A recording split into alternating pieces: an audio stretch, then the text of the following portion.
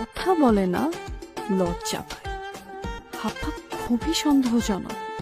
নীলা সাবধান হও। কন্ট্রোল নীলা, কন্ট্রোল। এই টাইপের ছেলেরা মেয়ে ধরা হয়, পানকড়ির মতো ছো মেরে মন চুরি করে। ভাইয়া বল, ওই মেয়েটাকে? কোন মেয়েটা? আরে যে মেয়েটার সাথে আমাকে দাঁড় করায় রাখছিলা।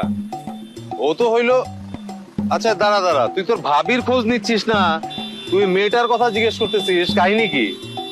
শোন না, তোর ভাবি তোর কথা জিজ্ঞেস করতেছিল। আরে রাখো না ভাবির কথা। মেয়েটাকে ভাবির ক্লোজ ফ্রেন্ড নাকি? সবসময় একসাথেই থাকে? হ্যাঁ, অনেকটা ওরকমই। আচ্ছা এই, তুই বাবার ওই মেয়ের কথা জিজ্ঞেস করতেছিস কেন? ওই মেয়ের প্রতি তোর ইন্টারেস্ট কেন এরকম? আচ্ছা, বাবুর সাথে একটা ছেলে আসছিল না? বাবুকে ভাই বল, ওকে শুধু আমি বাবা বলবো। আচ্ছা, বাবু ভাইয়ের সাথে একটা ছেলে আসছিল না? ওই ছেলেটা কে রে? ও বাবুর কাজিন, চাকরি করতে আসছে এখানে, কিছুদিন থাকবে চলে যাবে। ছেলে কিন্তু ভালো আছে।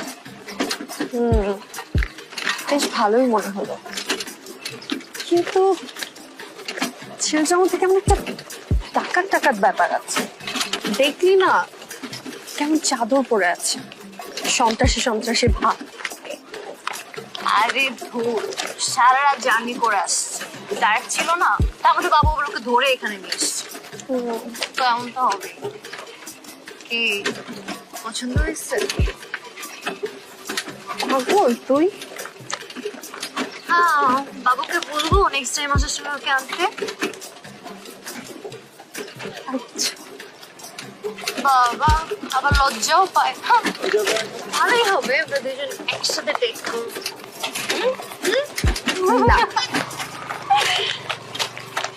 তুমি না আমার বড় ভাই, আমাকে ছোটবেলা থেকে কত আদর করে বড় করছো।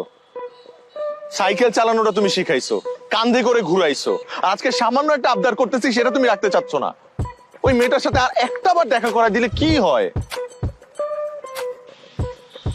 আচ্ছা, এটা কোনো কথা? তুই এভাবে বলতেছিস?